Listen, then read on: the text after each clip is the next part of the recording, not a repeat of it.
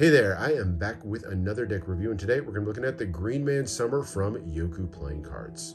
Jocu is the work of Anthony Holt and designer Alessandro Gagliano out of Italy, and the pair have produced some of the most beautiful and inspired decks that you'll find anywhere. They feature full custom artwork throughout and stories inspired by the myths and folklore of cultures throughout Europe. They reach really deep to pull in some of the most interesting stories that I've ever heard, and I love seeing what they bring to life in their decks. Now, the Green Man Summer is the fourth deck in the Green Man series. As you might be able to guess, the previous ones were Green Man Spring, Autumn, and Winter. But Green Man Summer features all new artwork throughout, new Quartz, new Jokers, new back design, and some new colors on the tuck as well. So very excited to get into this one and let you guys know some of the inspiration behind the cards themselves. The deck at its center features the Green Man himself, this mysterious pagan deity who is tied to nature and kind of a symbol of nature as a whole. But you won't just see the Green Man appear in pagan mythology. In fact, if you look on the sides of different churches and things like that, you'll often see the Green Man make an appearance. And so kind of become a bit of a universal symbol of nature and a fitting inspiration for the Green Man decks. The summer version features a tuck just like the others, made by Boschero and Newton out of Italy. Best tuck box makers anywhere in the world, and you can see their intricate foil and embossing work really brought to life on the Green Man Summer deck. It's done on a teal colored stock, beautiful, bright, vivid color, and then features two colors of foil, both the gold and then this teal colored foil, all done with really intricate embossing throughout. And you can see how fine that foil work is as you make your way, starting with that Green Man emblem in the center, and then with the spiraling vine work, these swirling lines all the way around in that frame with super intricate plants with that mixture of both the teal and the gold foil. Really beautifully done. The Green Man banner across the top, just a distinctive look and such intricate detail on this one throughout. Turning to the side, you get the Green Man with a couple images of the Triskele here. This little triad symbol is a common one that you'll see on a lot of Jocu decks. It's a classic symbol, means a lot of different things, typically things like rebirth or the cycle of life. But it's also a symbol that appears on the flag of Sicily, and so something that's a little bit significant and personal to Jocu, and so they include it on a lot of their different decks. Other side, made in Europe, so the tuck boxes, of course, made in Italy along with the design work, and then the cards themselves made by Cartamundi in Belgium. And you can see all that mentioned here on the bottom with that ad copy. Top is the Green Man by Jocu Playing Cards, and then a foiled and embossed version of the back design of the cards. And this is where you can really see how intricate some of the work is that Boschero and Newton are capable of. Love the emblem here with the two colors of foil, that gold and teal together. And then in this honeycomb pattern, you can really see how detailed and how precise their foiling and embossing is. Just really impressively done. Opening up the inner flap, just some small symbols here, as well as another depiction of the Triskele, kind of a different look at it, or here, kind of a Triforce look.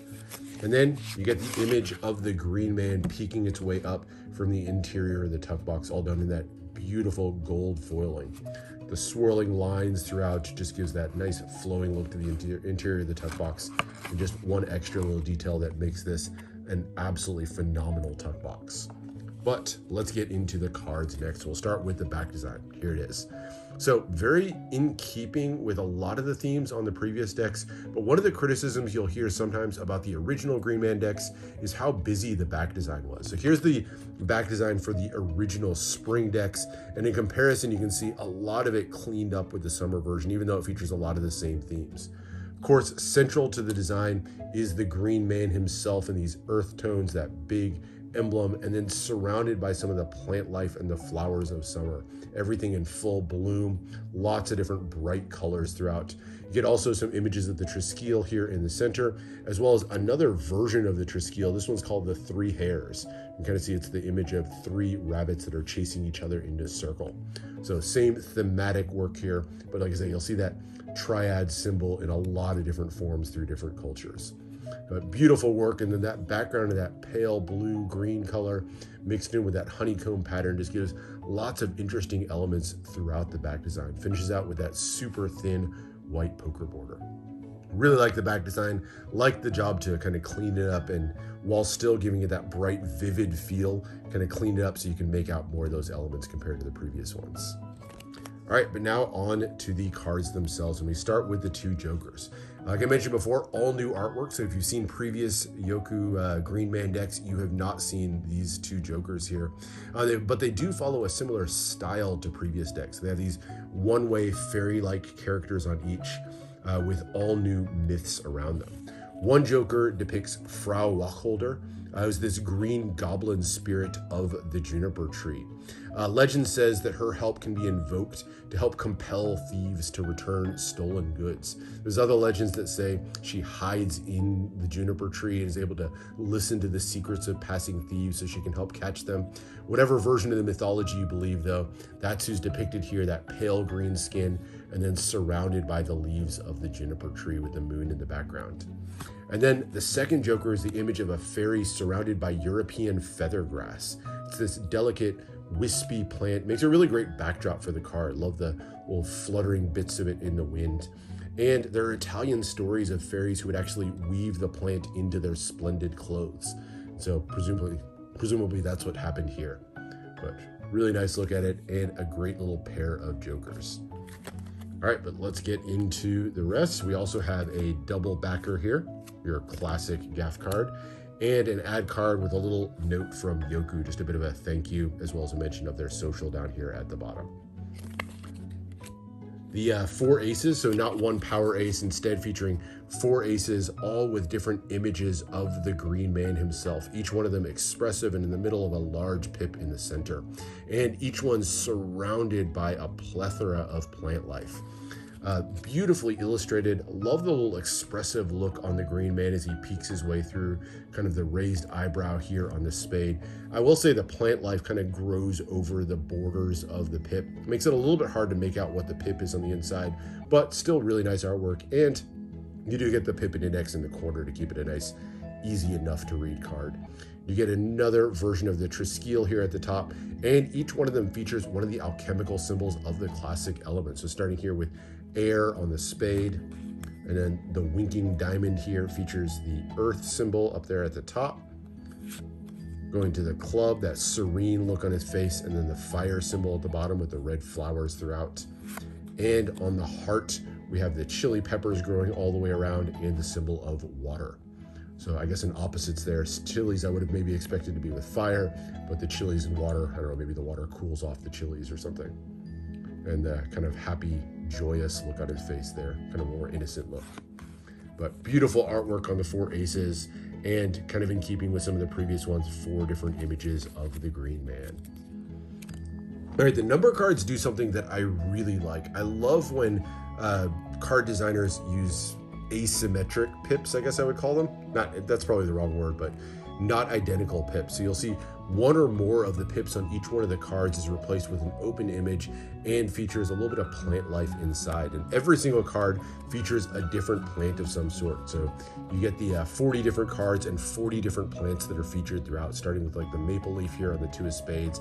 Not going to go into each one, but you can see, one, sometimes two, sometimes even three of the pips replaced with those custom pips, and give you a look into some different plant life that's inspired throughout. I think it's a really cool idea. I love the unbalanced look to the pips. It's just a random pip or two on each one. You can see what I guess are cherry blossoms here on the eight of spades, or those are like basil leaves or something there. But really cool look to all of them. The red cards feature a super dark crimson color on these, and just I like what's done on these. I love the look of the pips. Love kind of exploring all the different plants as you go through. Just kind of gives you something interesting as you go through all of the different number cards.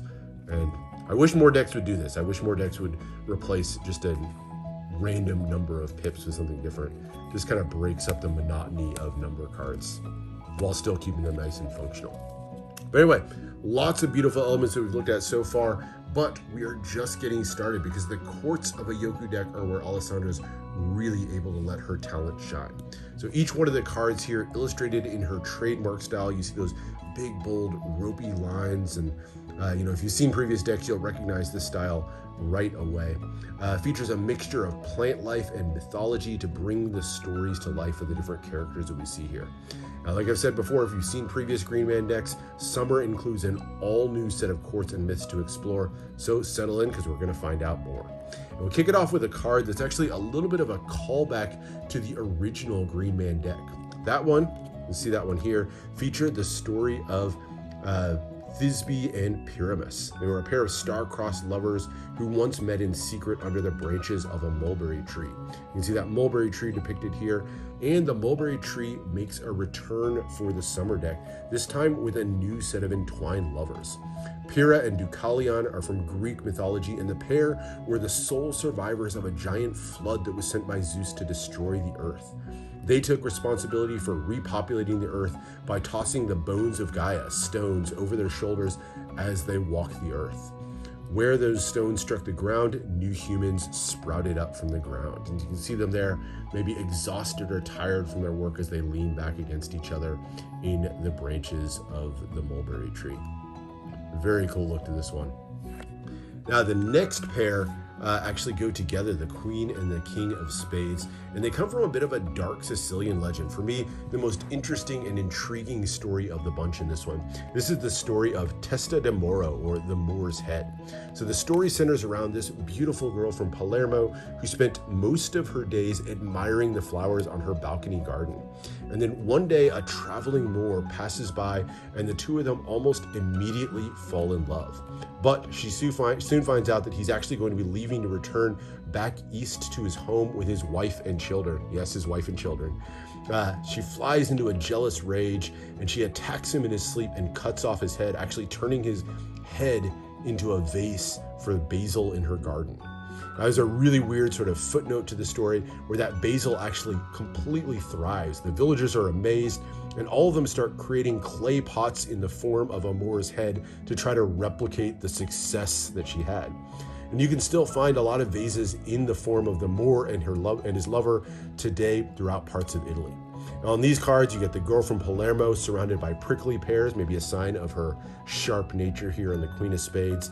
And the Moor on the king is shown, of course, with basil sprouting out of his head. And you can see here the queen, she's holding a couple of sprigs of basil that maybe she's picked from her garden as well. And the Moor surrounded by all the different pots from the garden where he's been placed. So very dark, creepy story, but still beautiful core cards. A really intriguing story as well. Turning to the diamonds, we start with a card that's more about the plant than the myth. The man here, just a common medieval era man who's shown picking a quince fruit. It's a plant that's native to Iran and popular in Italy, particularly during the 13th century. And even though it's not commonly used today, Alessandro wanted to include it in the deck because of its significance to Italy. So I've had quince jam before, but like I said, not one that you see all that often, but cool to see it featured on a card. All right, the queen prominently features the bright and bold sunflower. These distinctive flowers can grow to be absolutely massive. The largest one ever was measured at about 30 feet tall. And the blooms actually follow the path of the sun as it goes through the sky, so they're always facing the sun. Now, that unusual behavior is explained with the story of this lady in the center. This is the water nymph Clytie. She actually fell in love with Helios, the Greek sun god, but that love was not returned and he chose to be with someone else. But Clytie would still watch daily as his golden sun chariot crossed the sky. And eventually she actually herself turned into a sunflower, but she still followed her love's journey throughout the sky each day. And so that is why the sunflower follows the sun, because it's actually the spirit of Clytie.